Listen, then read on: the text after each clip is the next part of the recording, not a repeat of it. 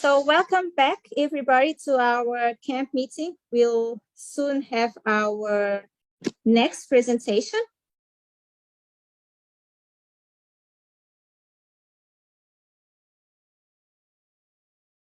We're going to continue now with our worship. We'll have a song, and then we'll start with Elder Marco's presentation.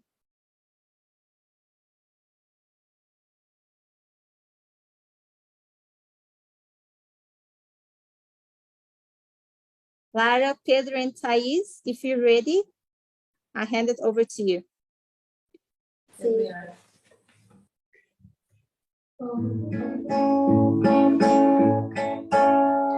Jesus nos deu essa missão, seu amor compartilhar. Somente extraremos Jesus, que o amor de Deus nos motivar. Seu poder nos moverá, e assim iremos repartir.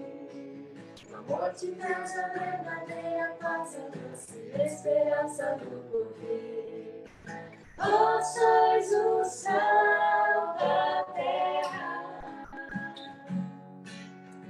vós sois o sal da terra, restaurando o sabor e a alegria de viver. Vós sois o sal da terra. Vida que Jesus viveu, o exemplo que ele nos deixou, mostra o real sentido da missão que o Senhor nos confiou. Saber a todos perdoar, querer a todos aceitar, revela a grandeza do serviço e aponta para o Salvador. Vós sois o sal da terra, vós sois o sal da terra, restaurando o sabor e a alegria de viver. Vós sois o sal da terra, vós sois o sal da terra. Amen.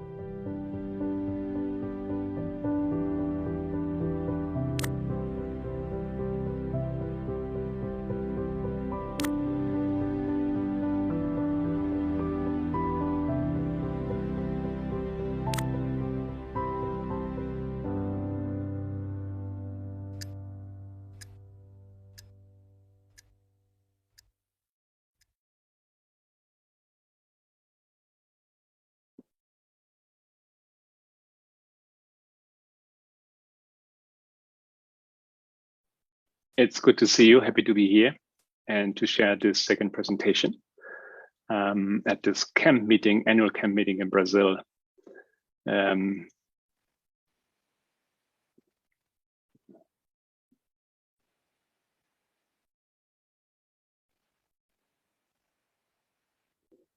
Already the few seconds we have before the meeting starts and organizing and getting connected to the translators.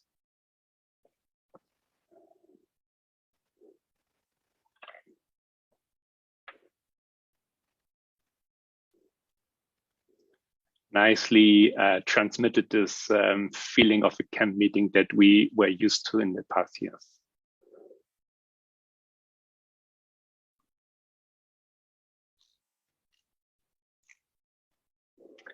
very happy to see you all, and God bless you. So I would like to invite you to participate in the silent prayer with me.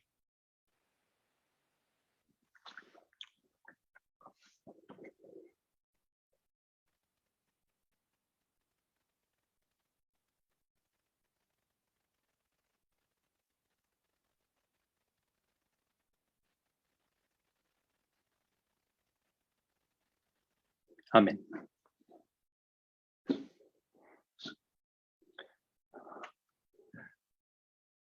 Oh, all right. Would like to give you an overview. My topic is good Protestantism versus bad Catholicism.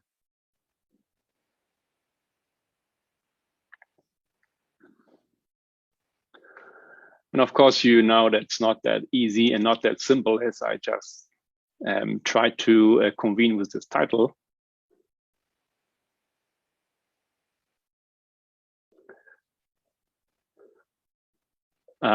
So you can imagine that this presentation is going to be in tune with the recent series of Vespers.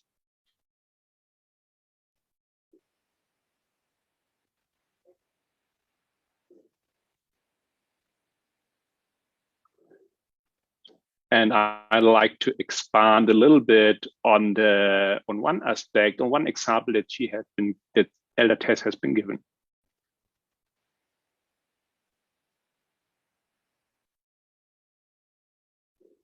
The example of Protestantism being seen by us as good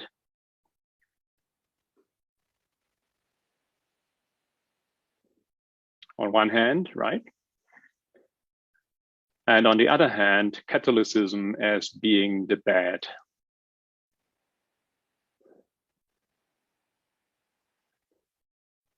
And with this simplification that we get from Spirit of Prophecy,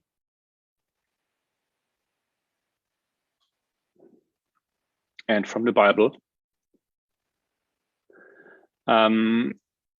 we get a correct understanding. Nevertheless, as this is a very extreme simplification,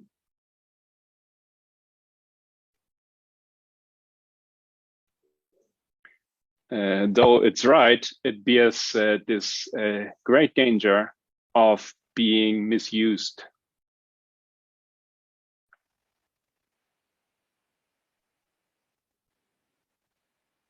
Or as we are saying, to being bent.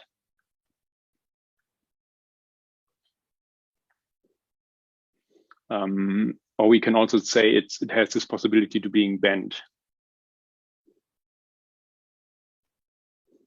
So I'll try to put a little bit, give a little bit of information on some parts of history of Protestantism,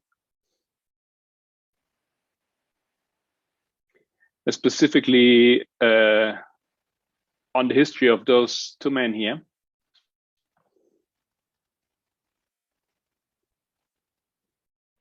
Martin Luther, basically the initiator of Lutheranism,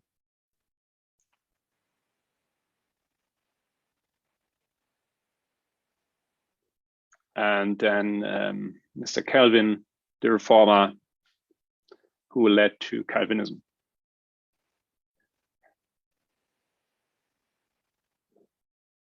Trying to focus especially on those two because Ellen White mentions them specifically.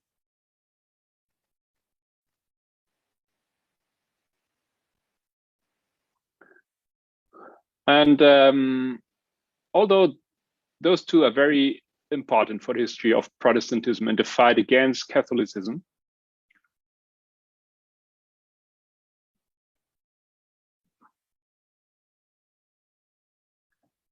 they have promulgated some ideas, they have said some things, they have done things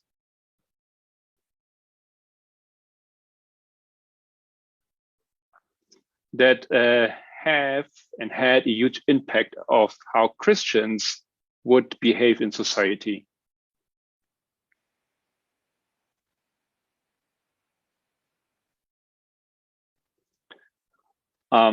Sometimes these relationship between what one of these men said and how it's being used and interpreted in the 21st century or 20th century is difficult to show.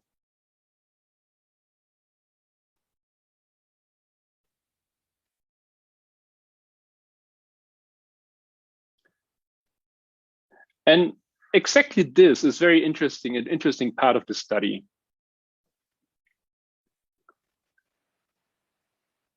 Because atrocities that these men have said or done are not unknown.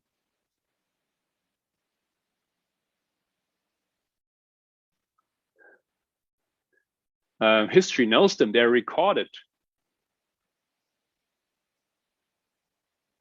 Nevertheless, the Protestants today, in one way or another, try to handle their own history.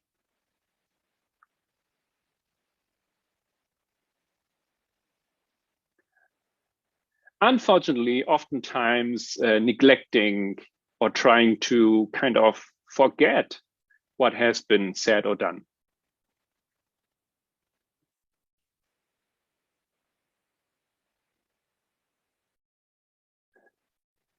So it is really a complex issue to deal with the theology and worldviews of the founders of Protestantism.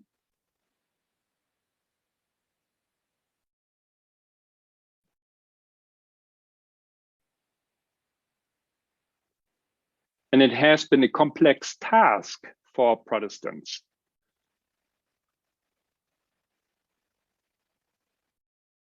And maybe we will be able to see a little bit after this study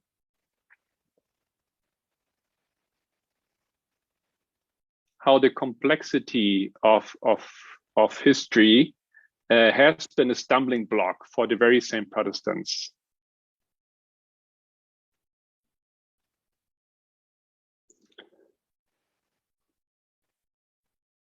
And I'm not even able to have a closer look into the theology.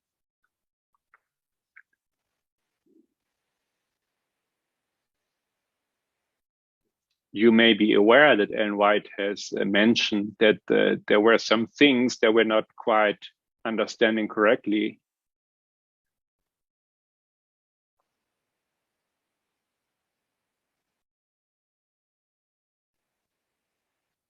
And therefore, theological error in the Bible interpretation has been adopted by millions of Christians.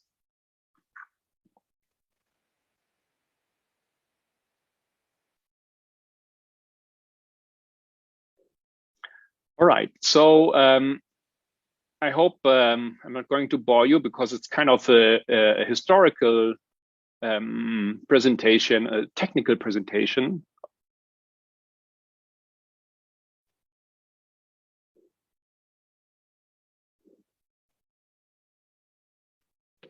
Right, so here I'm going to share 2 quotes by Ellen G. White.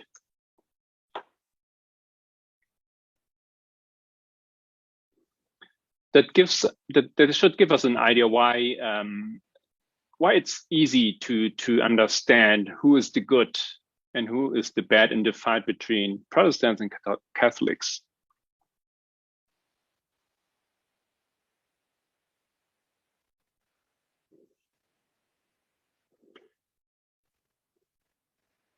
Starting with the first one from Spirit of Prophecy, Volume 4.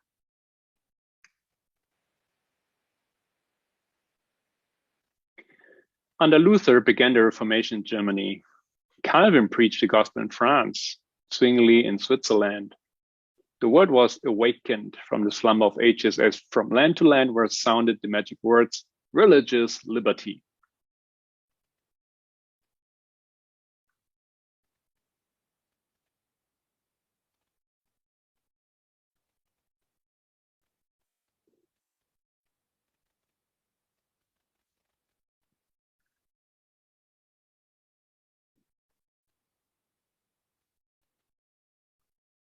So I'm sure that you are very well aware of how this word is being used today.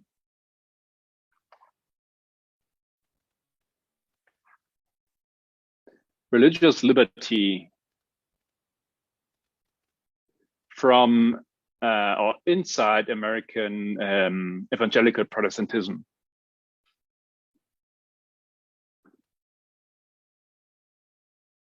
Nevertheless, it's the very thing that these men were able to create or to yes, that these two reformers were able to bring to light.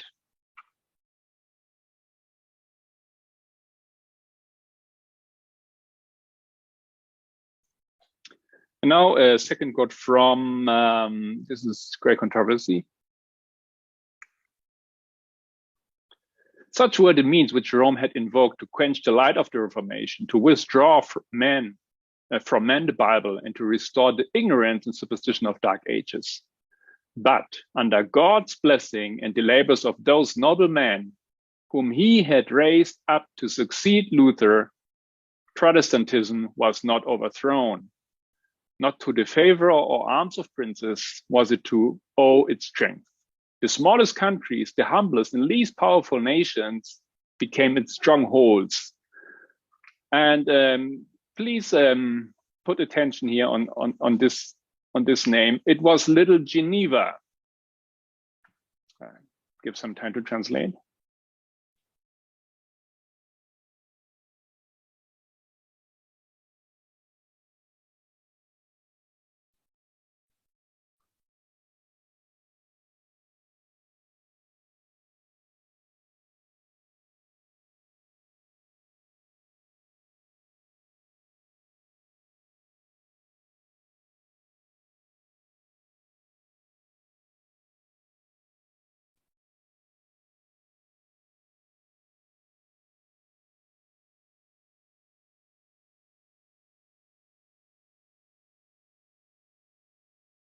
Okay, it was little Geneva in the midst of mighty foes plotting her destruction. It was Holland on her sandbanks by the Northern Sea, wrestling against the tyranny of Spain. Then the greatest and most opulent of kingdoms. It was bleak, sterile Sweden that gained victories for the Reformation.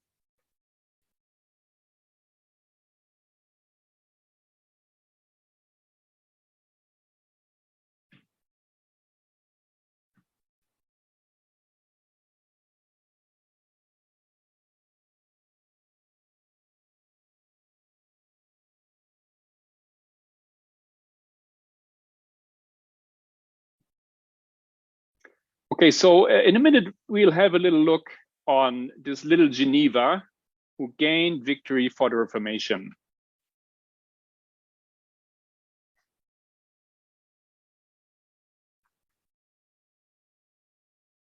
We dive in a little bit into the history, how this happened, what she describes here in these beautiful words.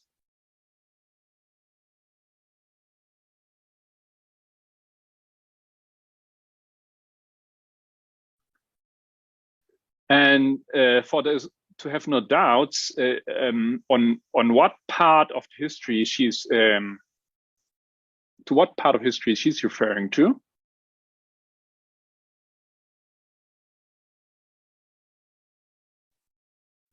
We have the continuation in continuation saying, for nearly 30 years, Calvin labored at Geneva. First, to establish there a church adhering to the morality of the Bible, and then for the advancement of the Reformation throughout Europe.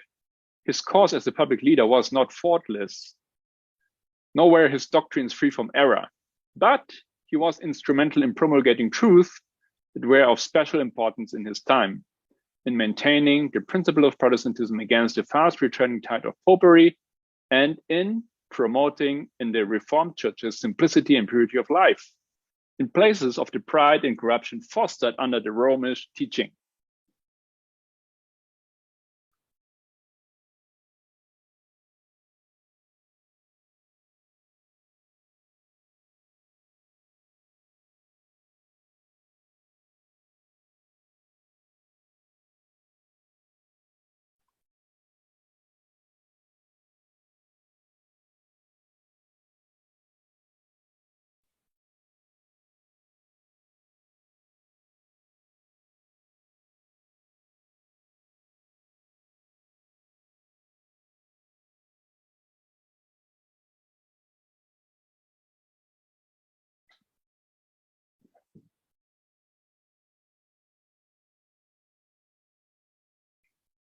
All right, so just want to ponder a little bit on these words.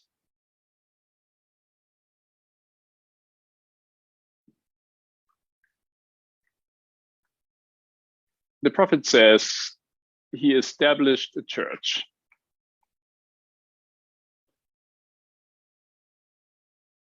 The church was adhering to the morality of the Bible.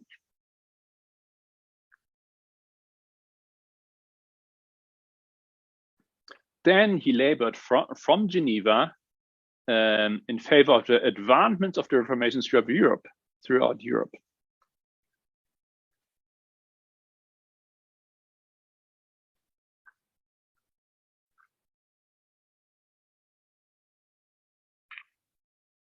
And it sounds almost a little bit like in brackets that she also says and admits, of course, he was not faultless.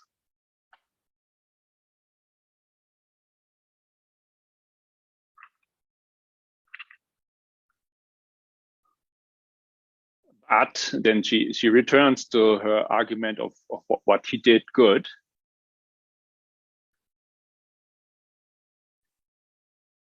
He was instrumental in promulgating truths that were of special importance in his time.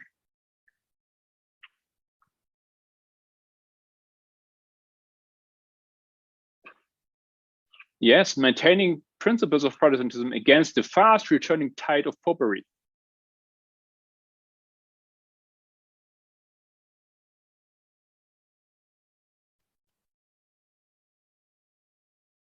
Promoting in the Reformed churches simplicity and purity of life.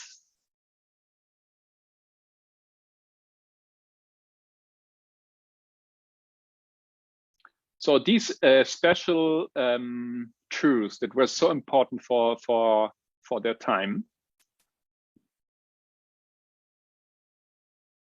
these were the things that he did. And once again, I'm trying to have a little look on the history of Calvinism.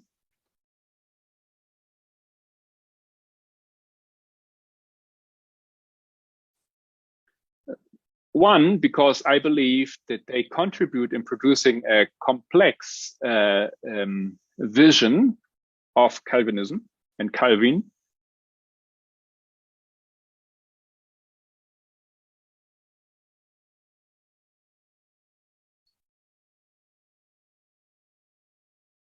And on the other hand, I believe that these things that happened there in Geneva and throughout history, they contributed to things that Calvinism and its successors later would also do or use.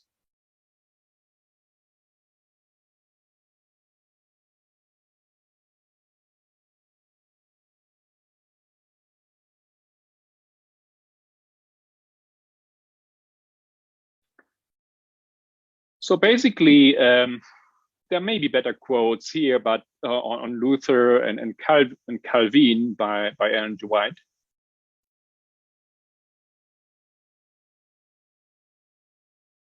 But it seems pretty clear to me that it seems absolutely easy to understand how good these men were.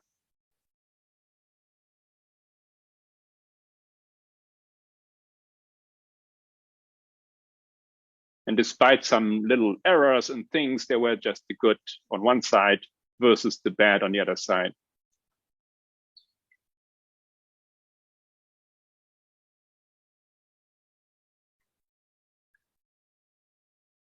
In a minute, when we will see what Calvin did in Geneva, we'll understand why Ellen White says he was not faultless.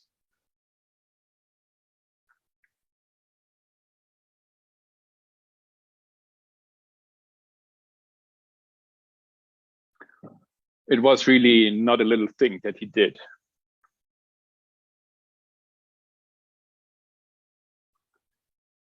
And then we have this quote here,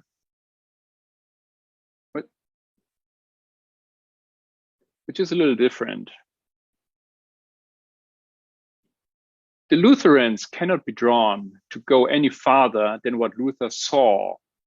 And the Calvinists, you see, stick fast where they were left by that great man of God, who yet saw not all things.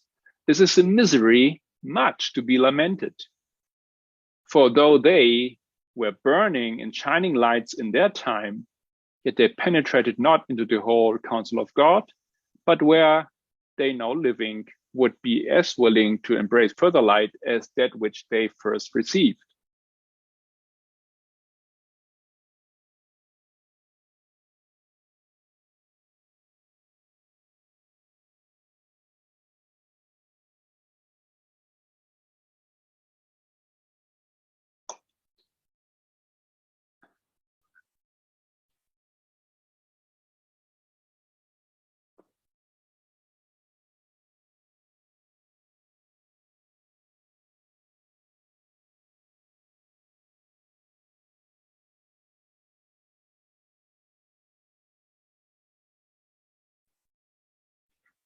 One thing that Ellen White is doing,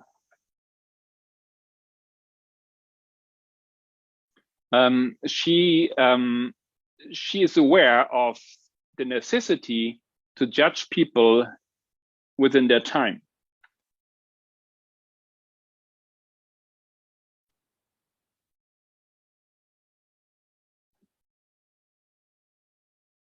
And then she does something interesting.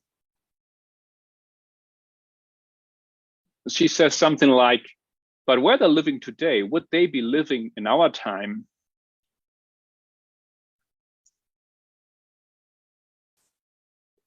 They would embrace the light that we today are seeing.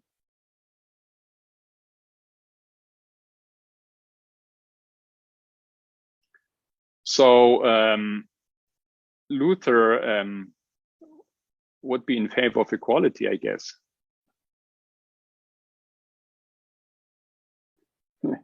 He indeed was not in his time. And why I'm saying this is, why I think this is interesting, is because I learned the other day from a historian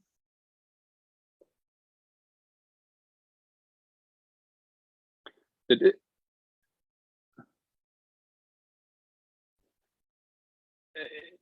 it is a principle for every historian that you cannot take people and judge them out of their time.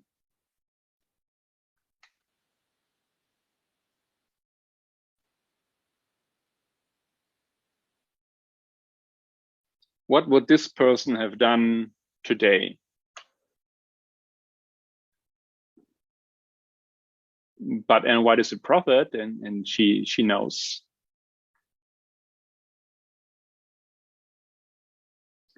Okay, so there's a little bit of introduction why it seems to be, which helped us to understand as Adventists, as people of this movement later on, to see that the Protestants are the good ones and the Catholics are the bad ones.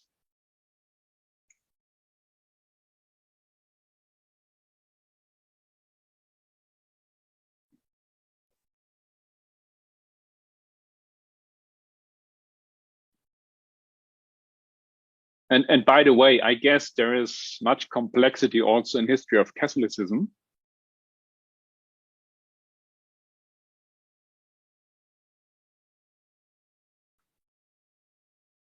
But I haven't looked into it, and I'm not making it part of the study.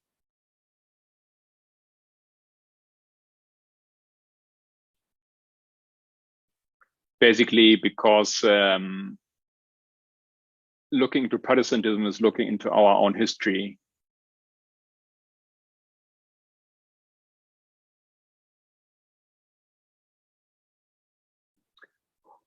Okay, so for me, what was important to understand how we relate to Calvinists, what is our relationship to Calvinism, Lutheranism, it was important to see how they connected with our movement or with our church.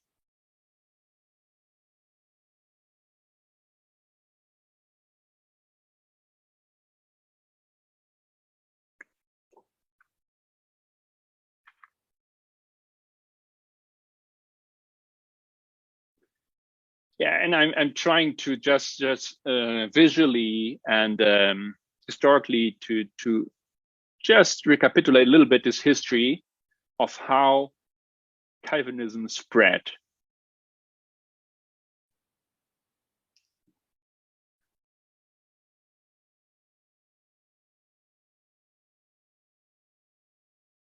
I think this is part of the homework that we usually get from the elders.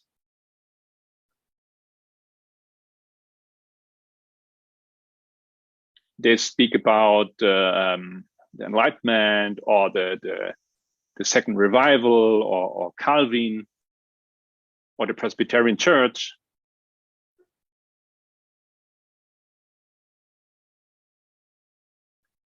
But they cannot invest too much time and explain what these elements are.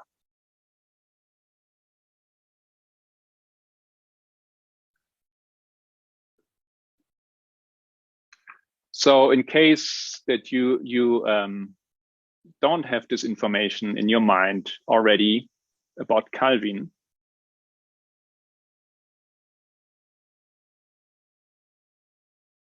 he did live from 1509 to 64.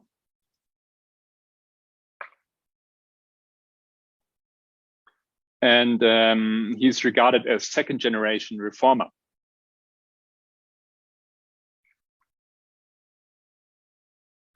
Martin Luther, just for the record, was living a couple of years before him.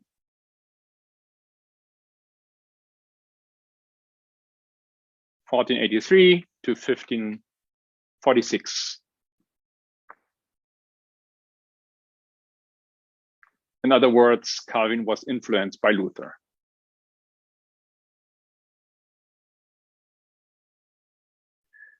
Okay, Calvin was actually from France and did missionary work basically here in France in the beginning.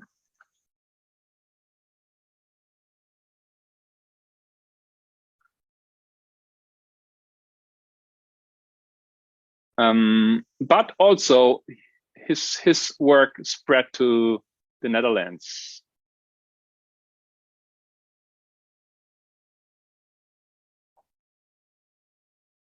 At least in the French-speaking areas.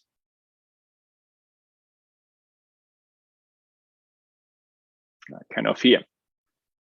And it would later also go to Scotland.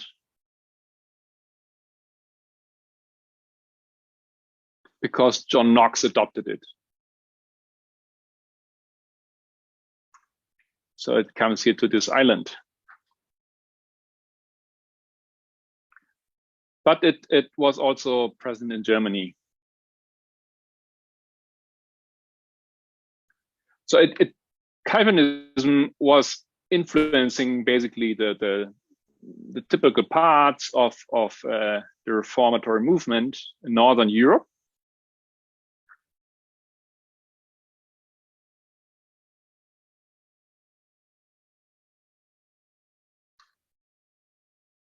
And after a time, England, Scotland, Netherlands, France, and then also Switzerland became influenced.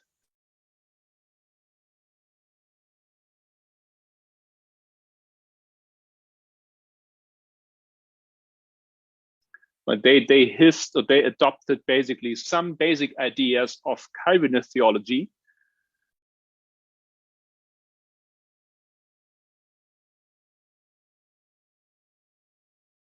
Which had some major differences to Lutheran theology.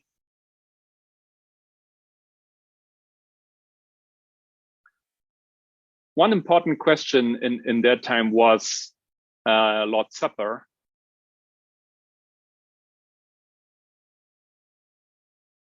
So if you break the bread, is Jesus in the bread? You know, this discussion that came from Catholicism.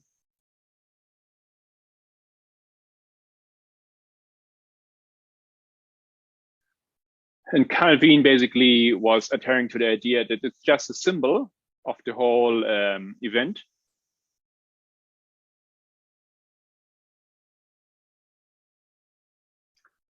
While Luther tried to defend the idea that Jesus is there, he is present at the procedure.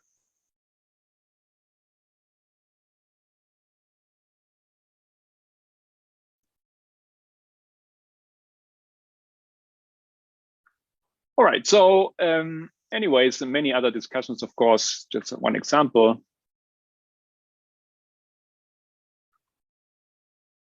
The Presbyterians in England, they take Calvinist Puritan confession as the foundation of their confession.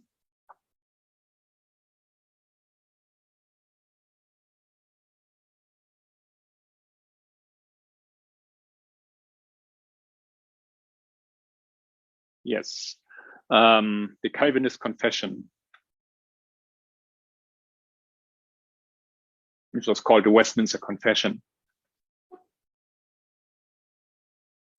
So, and Puritans, Presbyterians were amongst the founders of the Adventist movement, right?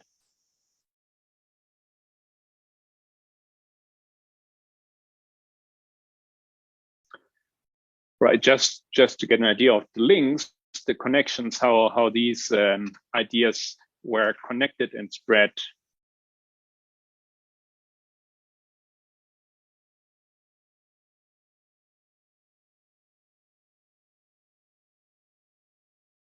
So you can basically say that Europe was basically following Calvinistic ideas. Also, there's some in Poland, I think, in Czech Republic, in these areas here, Hungary. There are also minor movements that are following Calvin.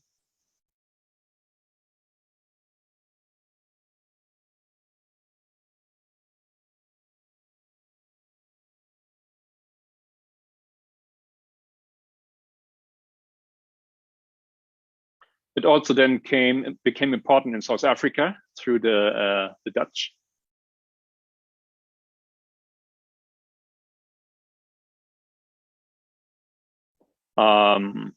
In Korea, and of course in the United States. In the United States, I read that most settlers in mid-Atlantic in New England were Calvinists. So I guess this is these areas here, right?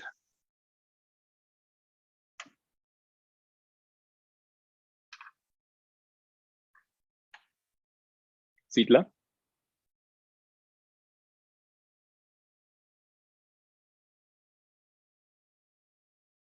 English Puritans, French Huguenots, Dutch settlers, they're all influenced by Calvinism.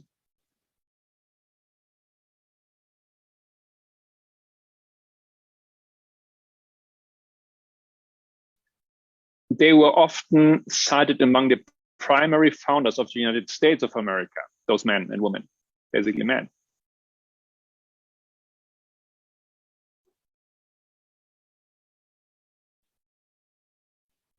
So you can easily see how Calvinism became very important for the history of the Protestants in the world.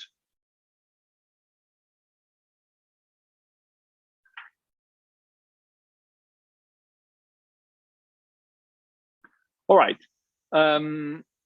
just this little overview, this little idea of the spreading of this branch of Protestantism.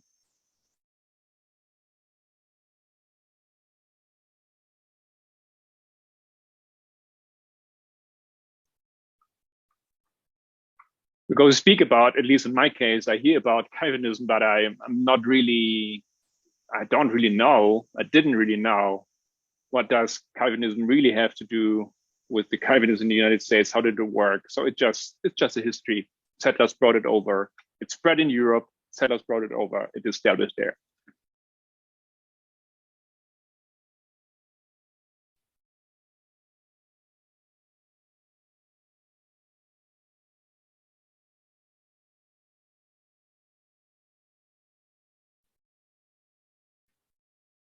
And then you also have to take into account the following, that there's the Calvinistic movement in churches in itself.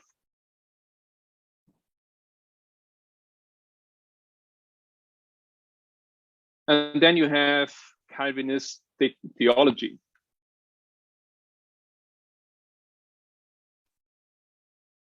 And Calvinist theology you can find in many denominations.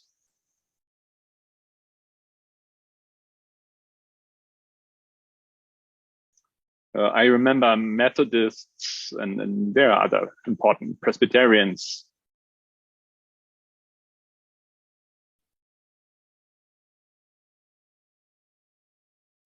All right, so this is kind of that was the second part of my presentation. Now we come to the third part.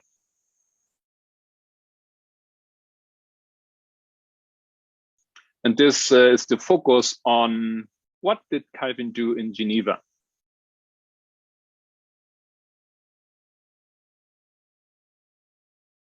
I call it the Geneva Project. We have already heard that Calvin was in the beginning working as a missionary in France.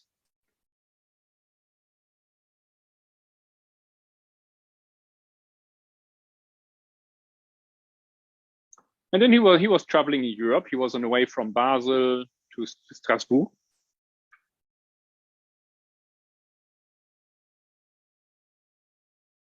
And he's made a stopover in Geneva.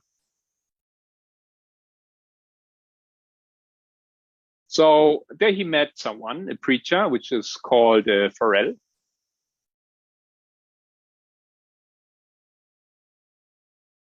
And by the way, this image here of Calvin, this is a stone wall in Geneva, where you have many important reformers side by side.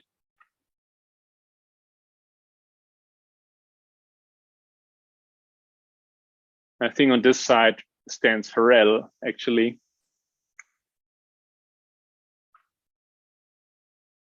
And you can visit today, of course, in Geneva.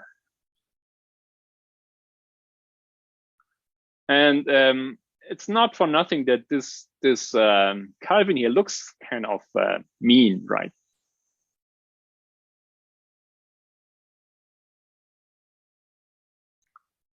We are getting there. All right, so at the beginning, he was just teaching in a school.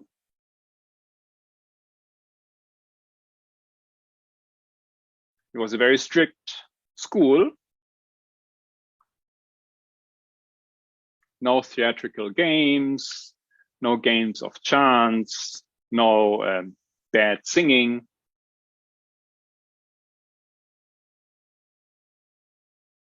No ostentatious festivities or dresses.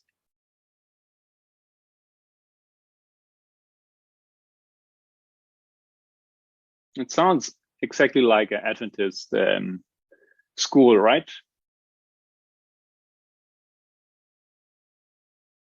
All the same rules.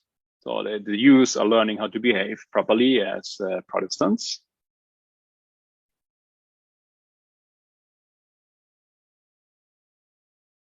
Regular attendance to church service, reception of Lord's Supper, intensive Bible study, all must.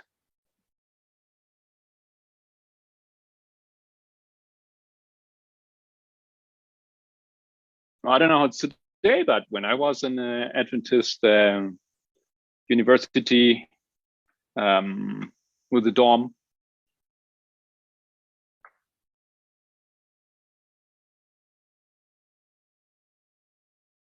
of course, then your attendance was registered every time you come to the worship, right? You couldn't go into the church with chinelas, how you say it, Havaianas.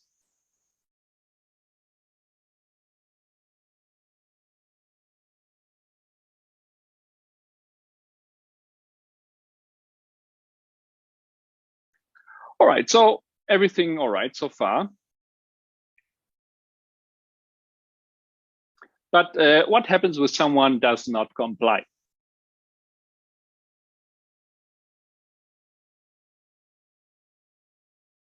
So, and of course, Calvin was not interested solely in the society of young people which attended his school.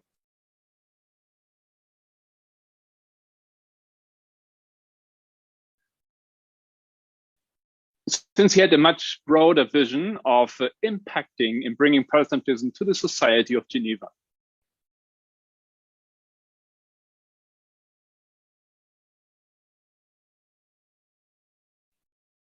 So he drafted a paper of church discipline, which he proposed to the city council.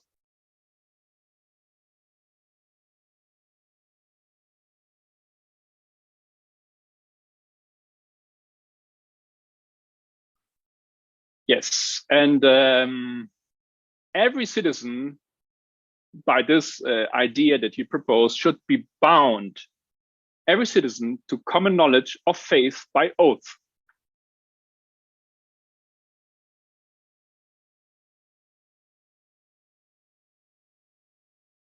So basically, every citizen needed to be a Protestant, needed to know what he believes.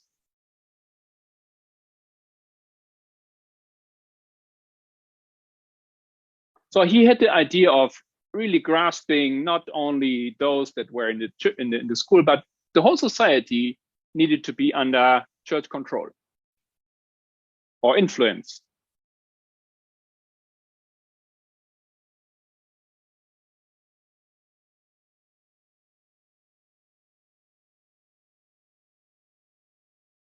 All right, so the people in the city did not like this very much, this idea. There were big protests against these plans. And at the end of the story, he needed to go away. He had to leave Geneva.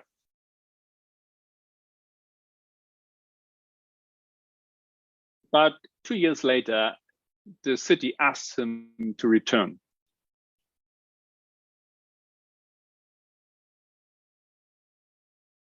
And of course, in such a case, you have the possibility to demand some things.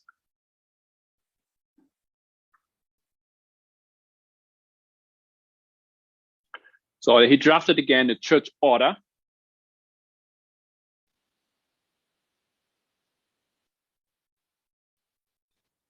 which was then adopted, of course, by the city council.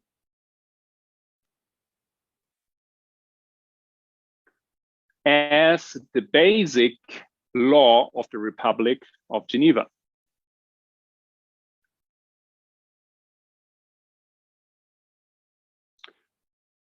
We will see that he did not necessarily have the desire to work with the state so much.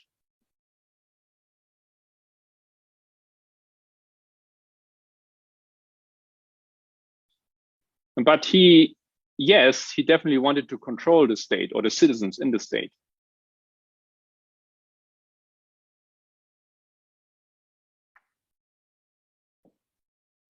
Or perhaps we should frame it differently. He wanted to have this. He wanted to treat, as I see it, the state as a church.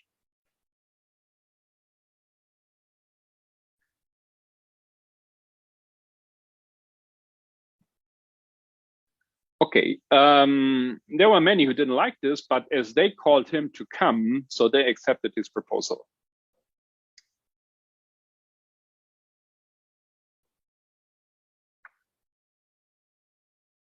And part of this plan was the formation of a moral court, the famous moral court of Geneva.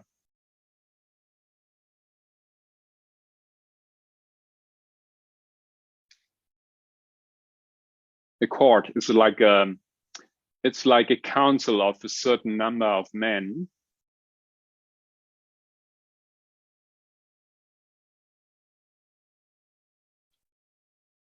It's a council. It's ein Rat. Yeah, and they were watching over the moral behavior of the citizen of Geneva.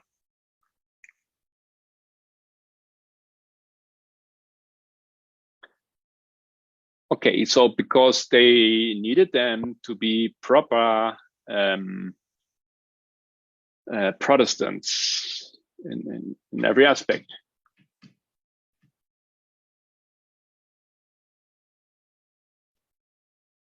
So gambling, dancing, drinking alcohol,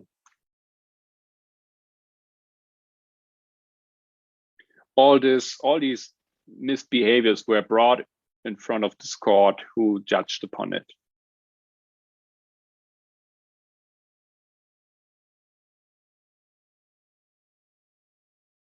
In most cases, those people were brought before Calvin himself, who talked to them.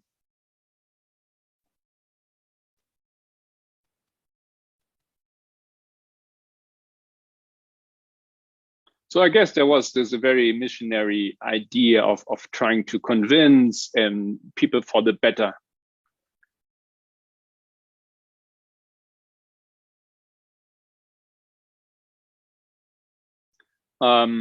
If this did not work, there were some stronger measures like excommunication and sorts of like this sort of things.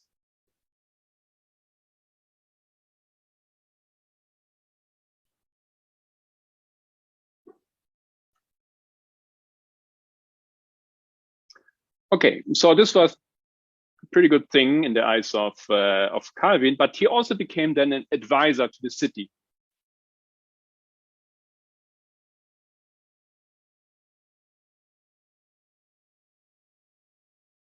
Because he was a lawyer.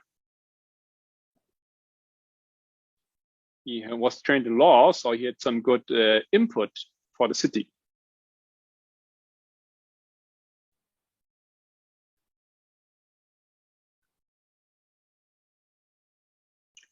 So, and as a result of this, there were some laws that were released by the city.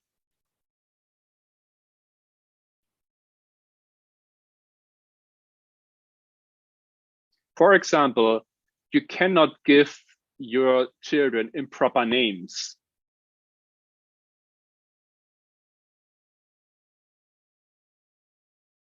In other words, parents don't have the right to choose the name of their children as they want.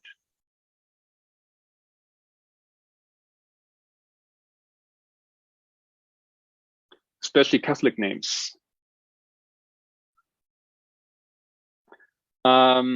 Sunday sanctification was a must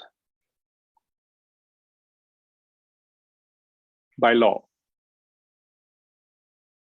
I guess this is a Sunday law. And there were also some penalties against blasphemy, fornication, drunkenness, etc.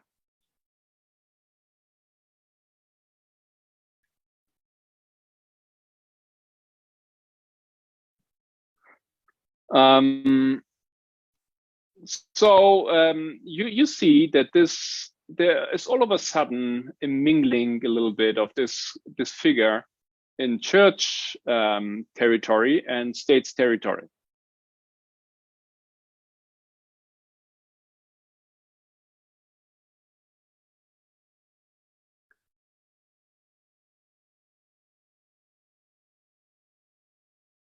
Where for this reformer, it seemed to be just natural that his influence and his impact in society could not end in the church field.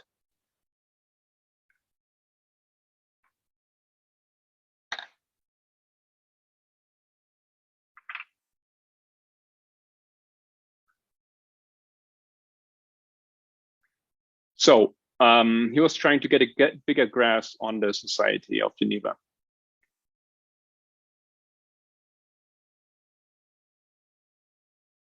And now there are many stories. Just give you one or two examples. There was a Spanish doctor Michel Servet, who fled kind of to Geneva because he was anti-Trinitarian and persecuted.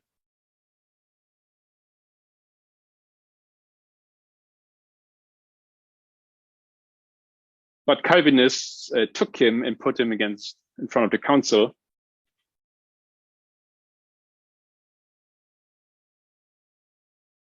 And Calvin spoke to him in the prison. And it is said that Calvin had only contempt for the Spanish doctor and no understanding for his fear of death.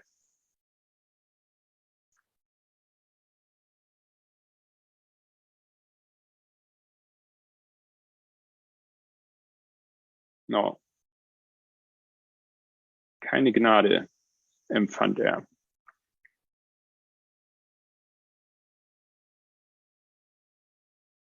Exactly. So he saw him like as a weak man.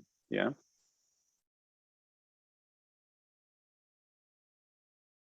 Finally, eventually, this doctor died at the stake.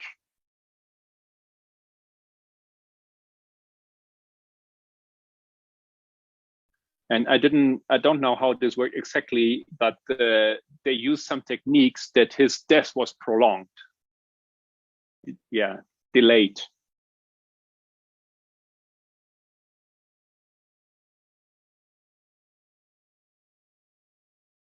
I guess I understand because they use wet wood, so it burns slowly, and yeah.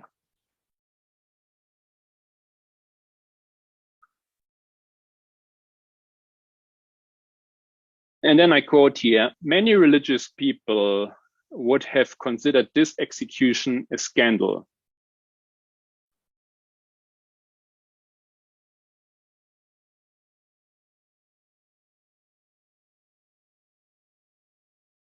Since God's punishment had been anticipated,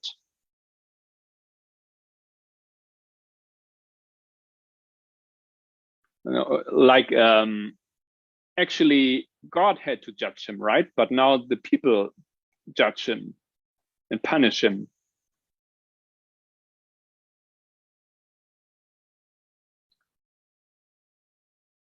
This was understanding within Protestantism. You cannot, like the Catholics, impose a judgment.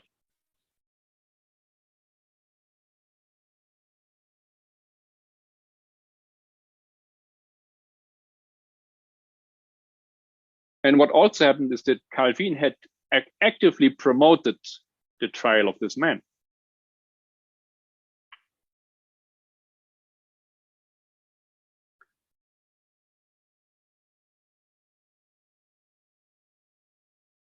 So the whole procedure was seen as an approximation of the papal church, or rather of the actions of the Roman Inquisition.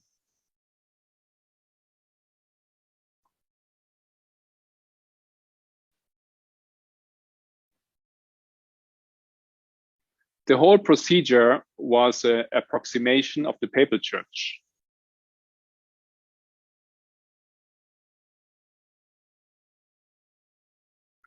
Or the actions of the Roman Inquisition.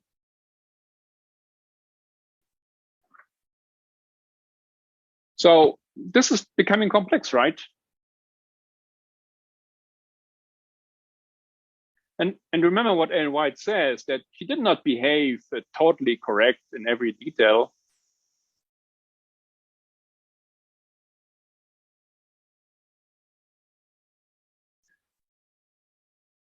And when you have a closer look, this was a very harsh government.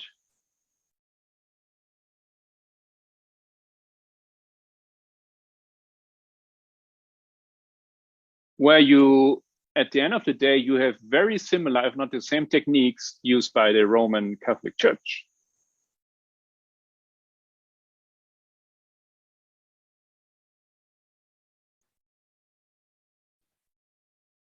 In this little project of a little state, yeah, a church state.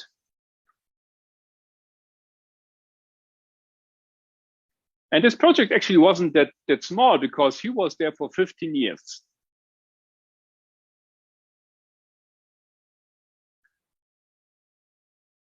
In 1555, something happened.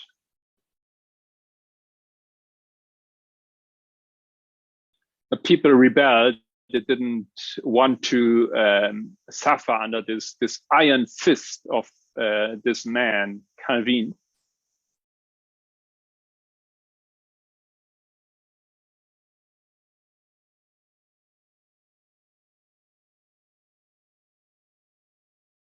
And the people were demanding sovereignty of the secular power.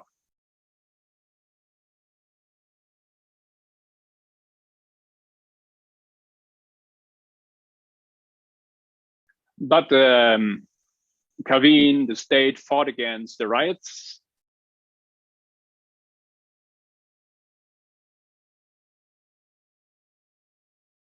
And now in the state institutions, you would have even more Calvinists occupying the seats.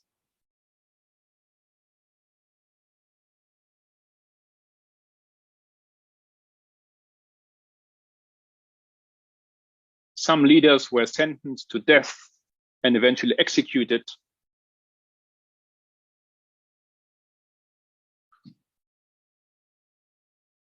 Assets were confiscated.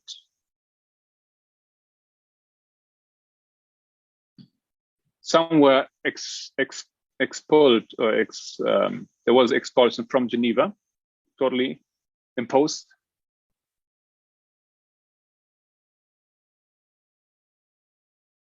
So at the end of the day, you have a third of the Geneva upper class who was removed from the city.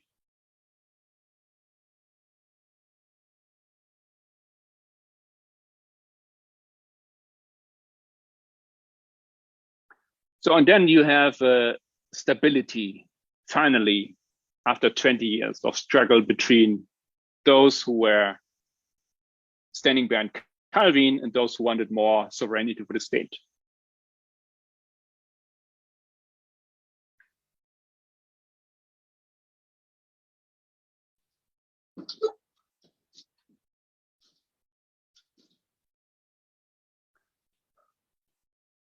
So this reminds me a little bit of the history of Erdogan in Turkey.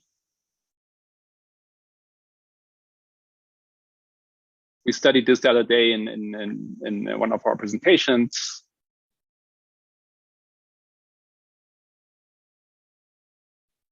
Well, this was this coup d'etat, and Erdogan was able to manage to have more control after the coup d'etat than he had before, removing everyone who was against him, right?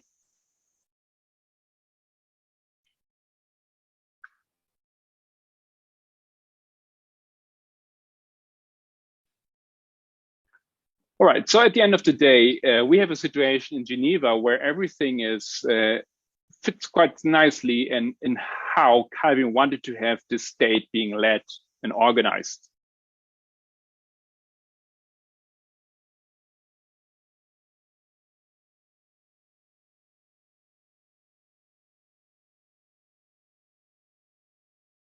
And it was just growing and growing. You have more and more punishment and eliminations of opponents and church discipline imposed.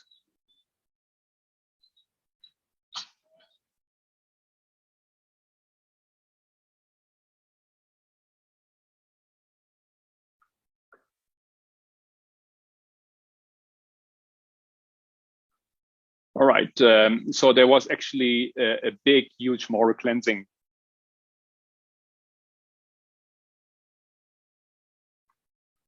I need to check for the mic. Give me a second.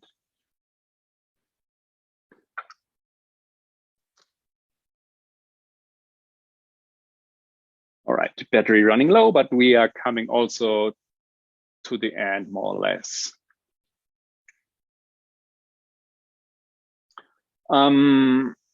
Next thing I would like to have a look at or repeat a little bit.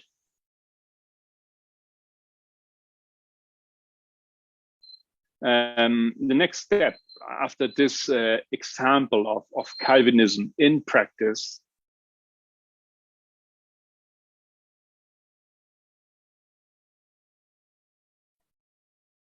is then what happens in the United States.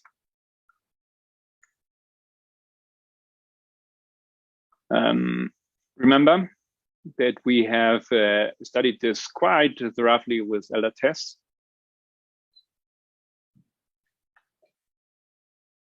And she took a big step back into history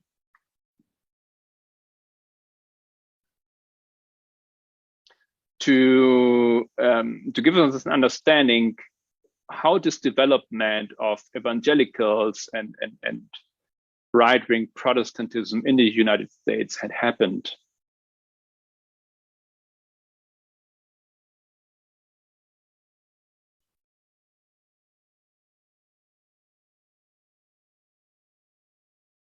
And I would like to repeat a little bit the main steps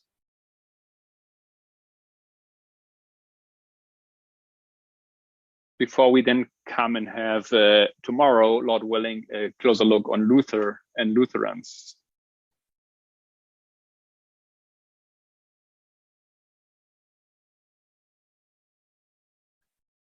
All right, so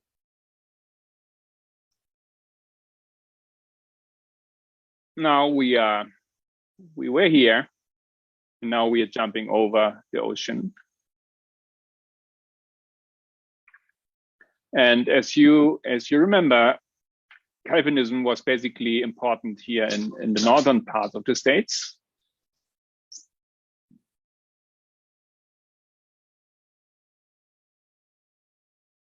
And once again, everything has to do with its extreme, strong missionary activity.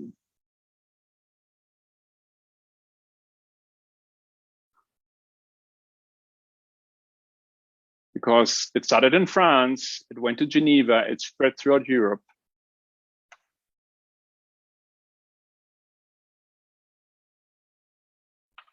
And then it jumped over the ocean. And in those areas where Calvinists settled, they started to go to the south.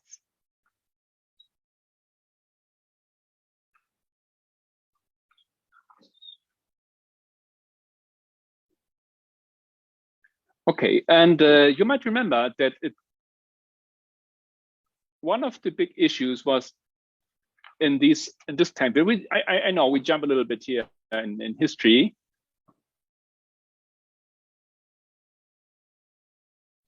But 1833, we have the formation of anti-slavery societies.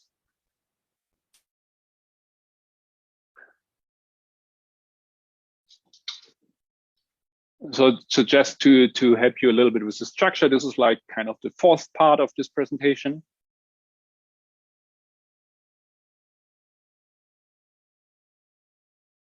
First, reminding us of the logic of simple versus complex in Protestantism and Catholicism.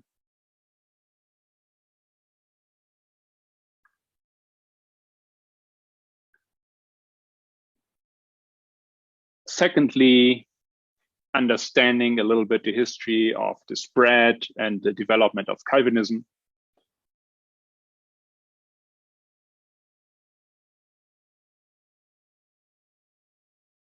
Thirdly, we had a look at this Geneva example of God, this church state in Geneva.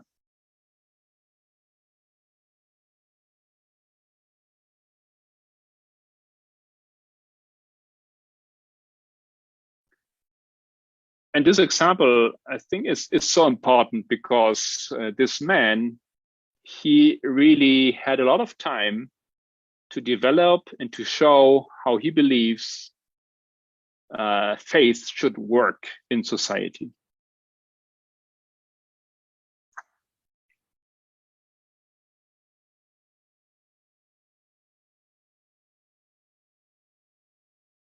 And I believe that Calvinism today in its different forms somehow ended up doing something very similar, or tries to do something very similar in the United States.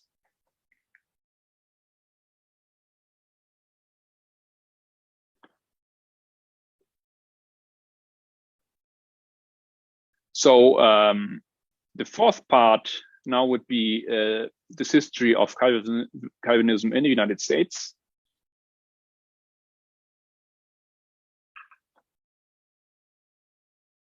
Where you have in this history from the 1820s to the 1830s, you have the division.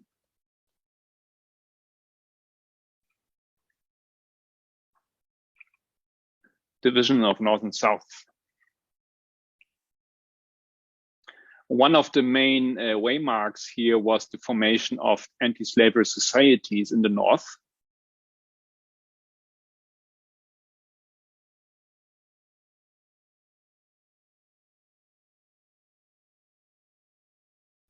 Once again, this is all information what we learned from Elder Tess, and she was quoting a lot from the book The Evangelicals.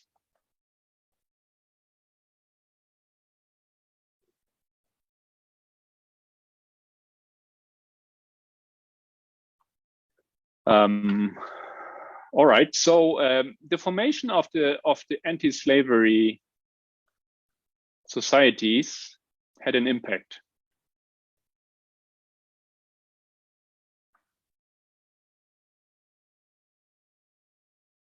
Because it became a mass movement in the North. Okay. But the issue of slavery split the three major evangelical denominations. And in 1845, the Methodists and the Baptists formally divided along regional lines because of it. So this anti-slavery societies, and of course single people as well, they did this big important work of abolition.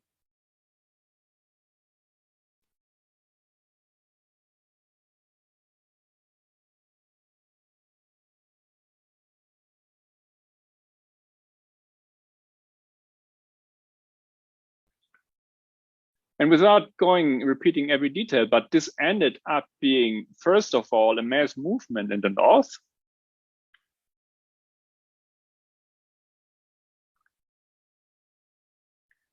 And by 1845, a couple of years later, it produced the big split in the three big evangelical churches.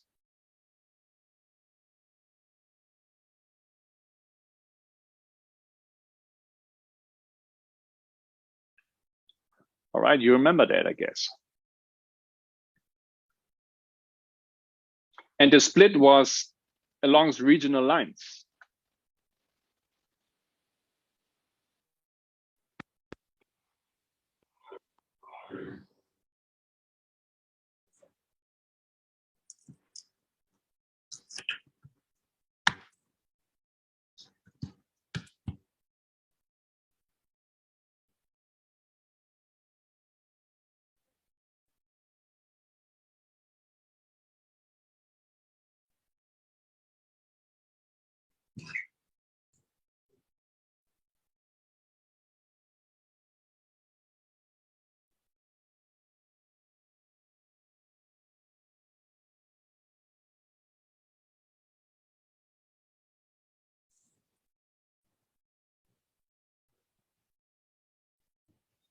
Can you hear me now, I guess?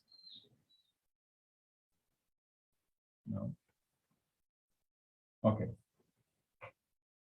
All right. So the split happened amongst not okay. Once again, the split was in regional lines. Yes, in regions by region. No sound yet.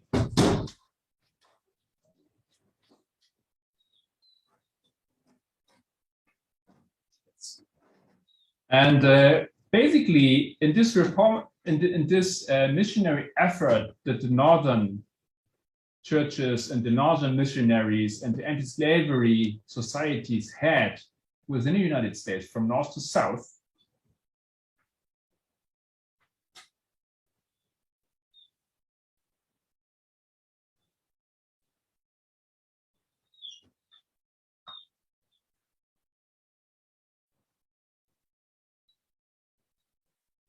This was felt by the southern states as an invasion.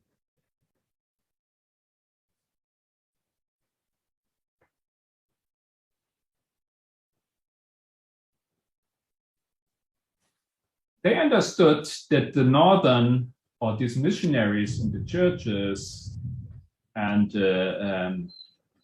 these labor societies, they were trying to control the church rights in the southern states.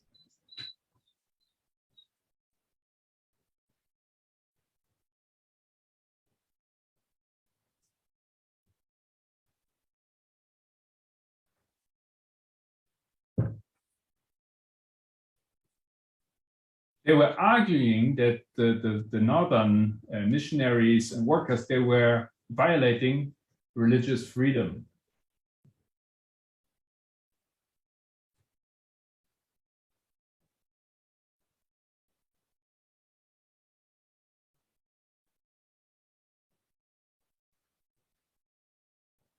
And yes, they were violating their liberty or taking away their liberty.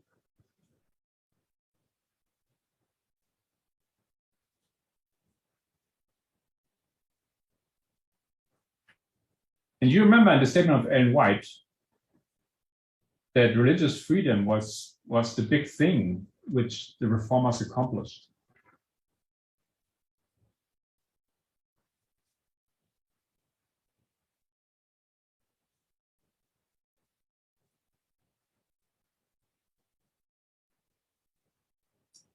All right, so I'm going to end here.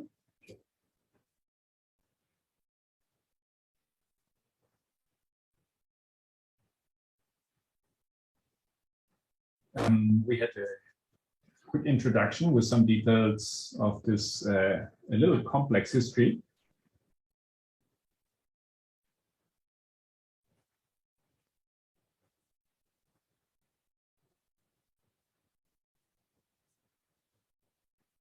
It becomes complex if you look into history, actually, right?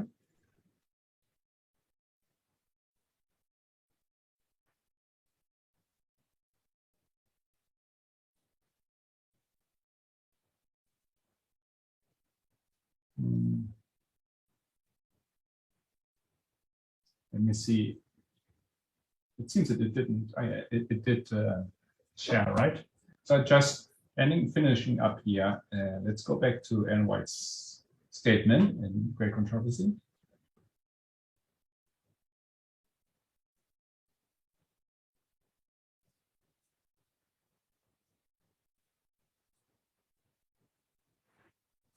Where she says, and just understanding the history now, perhaps better we can see the statement.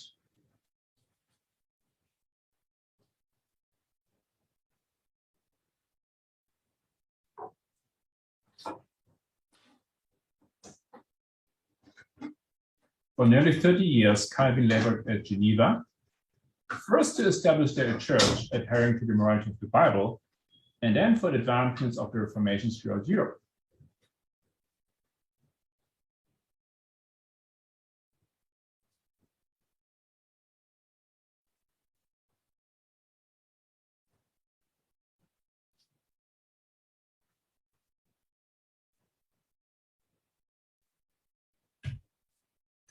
His cause as a public leader was not faultless.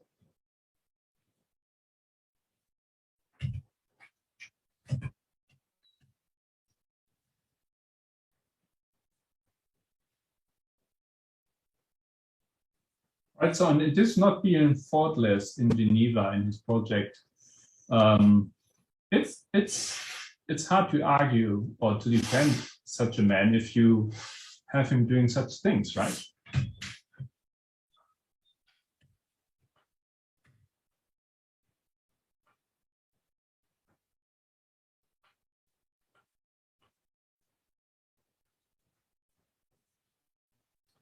But at the end of the day, we have to understand that simplifying this history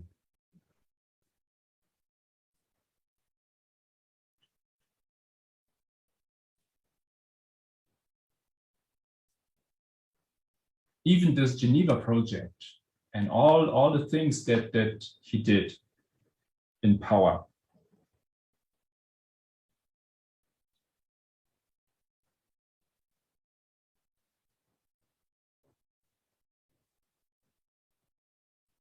If you simplify it,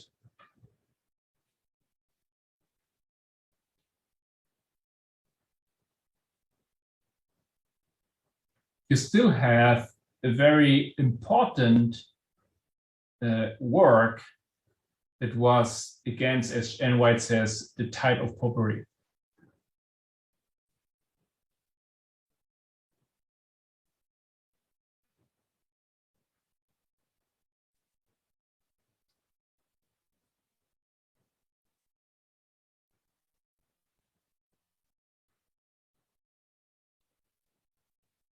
And he was defending the principle and gaining victories for the nation.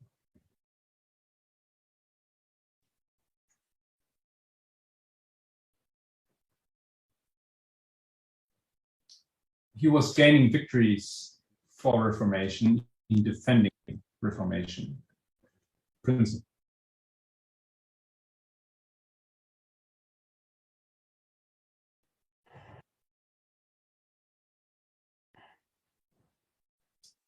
All right, so tomorrow, when we have a look at Luther,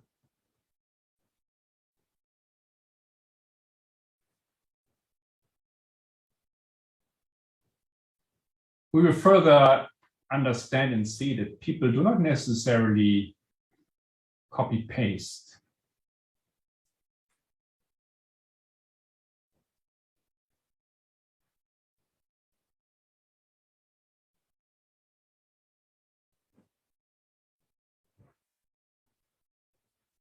So the followers of Calvin do not necessarily believe that you need to or kill if they are in error.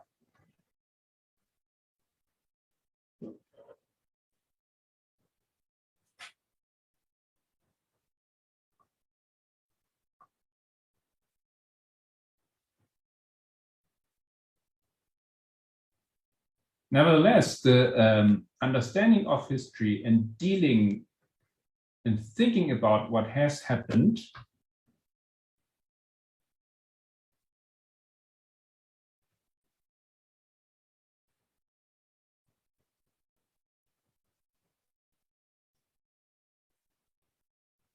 is such an important step for each religious body, for each church and movement.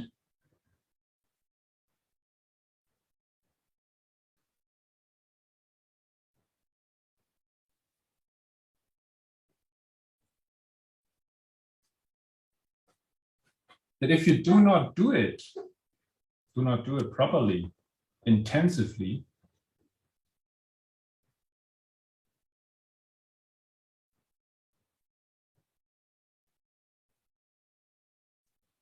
you are in great danger of bending or being bent.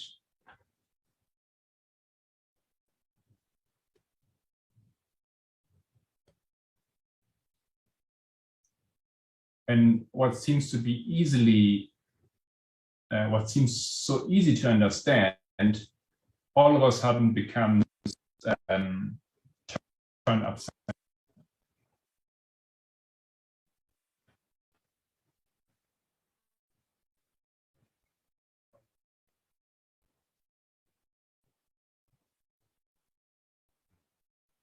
With that in mind, I invite you to closing prayer.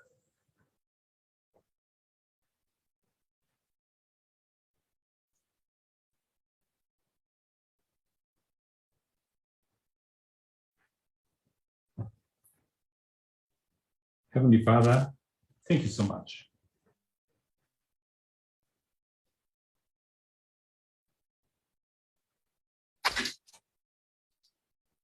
Being able to open our understanding in our thought process.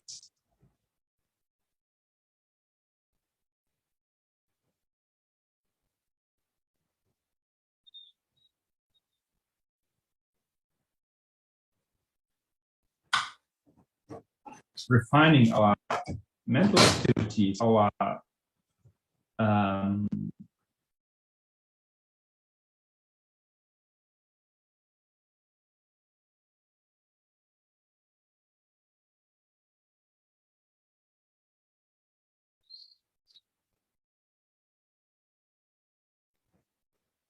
we understand that you are further helping to put this movement on a very solid ground.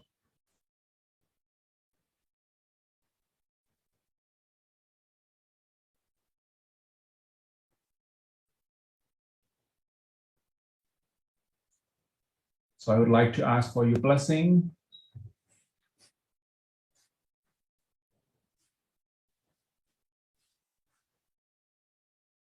For all those here in Brazil,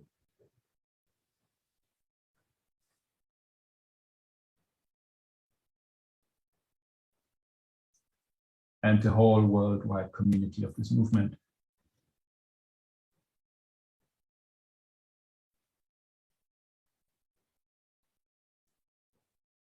In Christ's name, amen.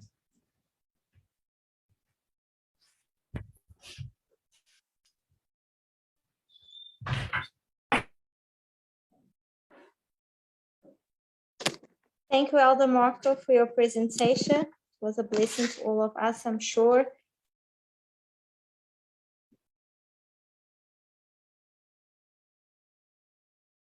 Thank you to all the translations that are up until this time.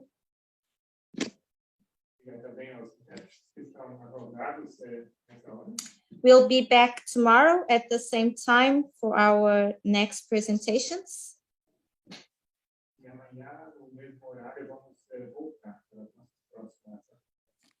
So I wish you a good night's sleep, a good rest.